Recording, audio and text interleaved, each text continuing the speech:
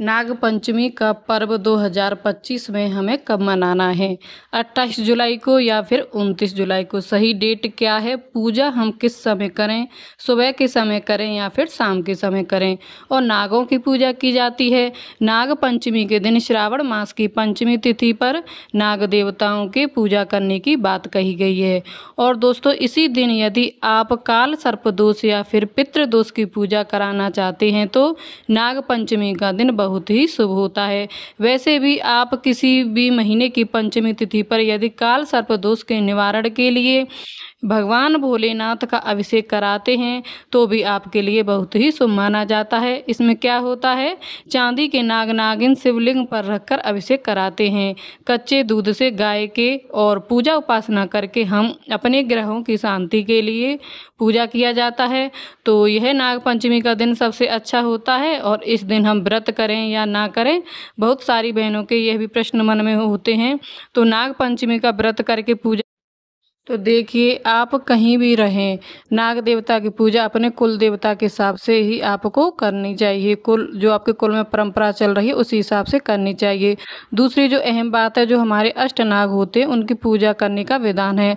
अष्ट नागों में अनंत नाग, करकोटक, वसुकी, इस तरह के 8 नागों के समूह की बात कही गई है। ये नागों की पूजा हम सुबह सवेरे करते हैं बिना खाए पिए। जब तक हमारी पूजा नहीं हो जाती है तब तक हमें व्रत करना होता है। उसके बाद आप अपने घर में पकवान बनाएं, क्योंकि इस दिन नाग पंचमी का त्यौहार हो या फिर हम बात करें दीपावली का त्यौहार हो या रक्षाबंधन का पर्व हो, तो इस दिन हम अपने घर में अलग अलग प्रकार के पकवान बनाकर त्यौहार मनाते हैं। देखिए, जिनके घरों में किसी की मृत्यु हो गई है, शोक है, वो लोग त्यौहार नहीं मना सकते हैं क्योंकि उनकी मजबूरी है, वह पूरे साल उस चीज़ का मान्य करते हैं। तो इसीलिए जब भी आपको अवसर मिले अपने घर में तीज त्यौहार पर अच्छे अच्छे पकवान बनाकर पूरा परिवार सुख में यानी एक साथ बैठकर भोजन किया करे। और हर त्यौहार पर कुछ ना कुछ दान करने का हमेशा सोच के रखा करे। यह नहीं है कि किसी व्यक्ति को ही दान कराएं, किसी जीव जंतु, किसी भी, जैसे कि नाग पंचमी। तो नाग पंचमी कब मनाई जा रही है? तो इस बार 2025 में जो है नाग पंचमी तिथि 28 जुलाई को हमें रात्रि को प्राप्त हो रही है। और इसी प्रकार 29 जुलाई को सुबह सूर्योदय के साथ हमको यह मिल रही है। इसीलिए आपको 29 जुलाई को नाग पंचमी का पर्व मनाना है, आपके लिए ज़्यादा शुभकर रहेगा। अब पूजा की बात है तो सुबह सवेरे ही पूजा की जाती है। दोपहर तक आप पूजा कर लें, क्योंकि पूजा के बाद ही हम भोजन आदि करते हैं। इस चीज़ को हमेशा ध्यान रखा जाता है। तो अब पूजा में बहुत सारे लोगों के यहाँ आटे के सर्प देवता बनाए जाते हैं, 8 नागों को बनाते हैं, काजल के बनाते हैं, सिंदूर के बनाते हैं, कच्चा दूध चढ़ाते हैं, दूर्वा घास चढ़ाते हैं। इस तरह से हम उनकी पूजा करते हैं। जो लोग धान का, उसका भी भोग लगाया जाता है। तो आप अपने कुल परंपरा के अनुसार करें, वरना आप किसी भी शिवालय मंदिर में जाकर जो शिवलिंग के ऊपर नाग देवता रहते हैं उनकी ही पूजा आप कर लें, वह आपके लिए ज़्यादा शुभकारी रहेगा। यदि आपने अपने घर में शिवलिंग रखा है और सर्प देवता, क्योंकि देखिए सभी देवी देवताओं के साथ में सर्प होते ही हैं, सर्प देवताओं की पूजा करने से लक्ष्मी की कृपा मिलती है। आपने देखा होगा कि भगवान विष्णु शेष नाग यानी कि नागों की सैया पर शयन करते हैं। भगवान शिव श्रृंगार के रूप में अपने गले में धारण करते हैं, हाथों में, बाजू में, हर जगह उनके श्रृंगार के रूप में सर्प देवता विराजमान होते हैं। भगवान गणेश जी की हम बात करें तो वह जनेऊ के रूप में अपने पेट में, कमर में उन्होंने सर्प देवता को बांध के रखा हुआ है। देवियों की हम बात करें तो देवी अपने हाथों में शस्त्र के रूप में सर्प के लिए रहती हैं। तो यानी सभी देव देवताओं के साथ में सर्प विराजमान होते हैं। और कहते हैं कि जो फन वाले नाग होते हैं उन्हीं नागों की पूजा नाग पंचमी तिथि पर हमें करनी चाहिए। तो मैं आपको बता दूं कि जो हमारे यूपी में होता है, 8 नागों की बात कही गई है, उसमें वसुकी नाग हमारे यहाँ नाग देवता का मंदिर है, जो कि यहाँ पर उनकी नाग पंचमी के दिन दूध चढ़ाकर उनकी पूजा करते हैं। और देखिए इस दिन कुछ कार्य हमें बिल्कुल भी नहीं करने होते हैं, जैसे कि सावन मास में पेड़ पौधे लगाने की बात कही गई है ना, अक्सर में मैं आपको बताती हूँ कि 5 पौधे अवश्य लगाएं। नाग पंचमी के दिन हमें खुदाई नहीं करनी चाहिए, इस दिन अपना मकान आदि नहीं बनवाना, शुरुआत नहीं करनी चाहिए, क्योंकि देखिए सावन में वैसे भी किसी वैसे चीज़ की शुरुआत नहीं करना चाहिए। तो आप अपने गमले की गुड़ाई खुदाई आदि ना करें, इसमें कोई भी जीव हो सकते हैं, उनके लिए हानिकारक होगा, इसलिए आप मिट्टी की खुदाई आदि संबंधित कार्य आपको नहीं करना है। दूसरी अहम बात, नागों को दूध नहीं पिलाना होता है, जैसे कि गली गली में लोग लेकर घूमते रहते हैं सपेरे, तो आप मंदिर जाकर नागों को दूध चढ़ाएं, यानी कि दूध से अभिषेक करें, लेकिन उन्हें पिलाना नहीं है। आप दान कर सकते हैं, जो सर्प पाल रहे हैं उनको दक्षिणा दे सकते हैं, दूध दे सकते हैं, लेकिन सर्प को दूध नहीं पिलाना है। आप सर्च करेंगे देखेंगे तो नागों के लिए दूध पिलाना उनके स्वास्थ्य के लिए अच्छा नहीं होता है, तो इसीलिए आप ऐसा काम ना करें, ठीक है। मैंने इस पर भी आपको एक वीडियो और बनाकर डाल दूंगी, उस पर आपको पूरी कथा सुनाऊंगी, तो वो आप ज़रूर देखें। इसीलिए सर्पों की पूजा दूध से की जाती है। हम पूजा कैसे करें, ज़्यादातर बहनों के सवाल यही होते हैं। तो देखिए मंदिर में जैसे हम जाते हैं, शिवालय थाली में, पूजा की थाली में आपको हल्दी कुमकुम रोली अक्षत ये सारी चीज़ें लेनी है।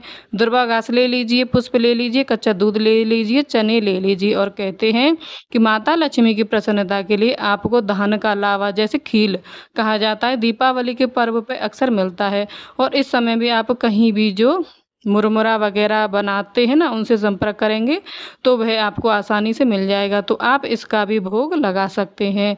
अपने मुख्य दरवाजे पर नागों की आकृति बना लें, जो कुंडली मार करके ऐसे फन निकाल कर बैठे रहते हैं दोनों तरफ मुख्य दरवाजे पर, जो आपका मेन गेट होगा, चाहे आप जो लॉन्ग एरिया के बाहर होता है जिससे आप अपने घर के अंदर घुसते हैं, दोनों ओर पहले जल का छिड़काव करेंगे, फिर चाहे गोबर से, चाहे गेरू से, चाहे सर्प की आकृति बनाई जाती है, और फिर उसी में हल्दी का तिलक वस्त्र के रूप में मौली के धागे उसमें चिपका दिए जाते हैं, जो हमने गोबर के नागों की आकृति बनाई होती है। और उसके बाद फिर वही पर धूप दीप दिखाकर पूजा अर्चना करके प्रणाम कर लेते हैं। हमारे यहाँ कहते हैं कि घर के अंदर नागों की पूजा नहीं की जाती है, चाहे आप मिट्टी का बना रहे हैं चाहे आटे का बना रहे हैं, घर के बाहर ही नाग देवताओं की पूजा करने का विधान है, ठीक है। तो इस चीज़ का आपको हमेशा ध्यान रखना है, इसलिए आप शिवालय जाकर पूजा कर लें, यह आपके लिए ज़्यादा अच्छा होगा। लेकिन अभी क्या है कि घर में जैसे सासू माँ वगैरह पहले से हमारे जो पूर्वज करते आए हैं, वो भी नियम हमें करना होता है, यह हमारी जिम्मेदारी होती है, तो इस चीज़ का भी हमें ध्यान रखना है। पूजा उपासना करने के बाद मंदिर में ही आप जाएं तो एक थाली सीधा भोजन निकाल सकते हैं, कुछ फल जो भी आपका दिल करे वहीं पर दान कर सकते हैं। घर आने के बाद आपको अपने पूजा मंदिर में अपने देवी देवताओं से, अपने पूरे परिवार के सर्पदंश से बहना हो, इसके लिए आपको प्रार्थना करना होता है, ठीक है। अब अपने घर में पकवान बनाएं, आप इस दिन जो भी परंपरा है आप बना सकते हैं। भगवान में इस दिन चावल के मीठे हुए, जैसे अनारस कहा जाता है, तो बहुत सारे लोग जो है पुए बनाएं, गुड़ के पुए बनाएं, उसमें आप तिल भी मिला सकते हैं। बारिश के मौसम में यह अच्छा भी लगता है। गुजिया वगैरह बनाते हैं, जो आपके परिवार में बनाया जाता है, पूड़ी पकौड़ी कचौड़ी जो भी बनाते हैं आप उन्हें बनाएं। कहते हैं कि इस दिन तवा नहीं चढ़ाते हैं। अब बहुत सारी बहनों के प्रश्न आ सकते हैं कि दीदी हम डायबिटीज़ के पेशेंट हैं। देखिए आप कढ़ाई चढ़ाकर उस पर ही हल्का सा गरम करके जो रोटियां वगैरह बना सकते हैं किसी भी त्यौहार में। अब देखिए जिनके घर शोक हो चुका है, जिनके घर सूतक पातक लगा हुआ है, उनके घर तो रोटियां बनाना मजबूरी है। इसीलिए कहते हैं कि जब भी ईश्वर हमको मौका देता है खुशियां मनाने के लिए, तो हमें अधिक से अधिक खुशियां मनानी चाहिए, ठीक है। और जो नागों का प्रसाद होता है, जो भोग चढ़ाया जाता है, आपने उसे हमें स्वयं नहीं खाना होता है, आपको वहीं पर जीव जंतु के लिए, अन्य जीव जंतुओं के लिए छोड़ दिया जाता है। घर उसको प्रसाद को नहीं लाते हैं। घर लाने का अर्थ कोई शुभता या अशुभता से नहीं लिया जाता। कहते हैं कि नागों का लगा हुआ भोग हम नहीं खाते हैं, वो आपके लिए हितकर नहीं होता है, ऐसी मान्यता है, ठीक है। तो वो आपको भोग प्रसाद वहीं पे अन्य जीव जंतुओं के लिए छोड़ देना चाहिए। तो इस तरह से साधारण सिंपल सी विधि होती है। नाग पंचमी के दिन हम नाग देवता की पूजा करके पूरे साल अपने परिवार की समृद्धि के लिए और नाग दंश के भय से बचाने के लिए पूजा करते हैं। तो आपको मैंने जो ये विधि बताई है, जो जानकारी दी है, आपको उसी तरीके से पूजन करना है, उन्हीं नियमों का पालन करना है। तो अगर आपको मेरी वीडियो थोड़ी सी भी हेल्पफुल लगे तो वीडियो को लाइक करना, चैनल को सब्सक्राइब करना और बेल आइकन को प्रेस कर देना, जिससे आने वाले की वीडियो की नोटिफिकेशन आपको सबसे पहले मिल सके। और कमेंट में हर हर महादेव, ओम नमः शिवाय जरूर लिखना। राधे राधे, जय श्री कृष्ण।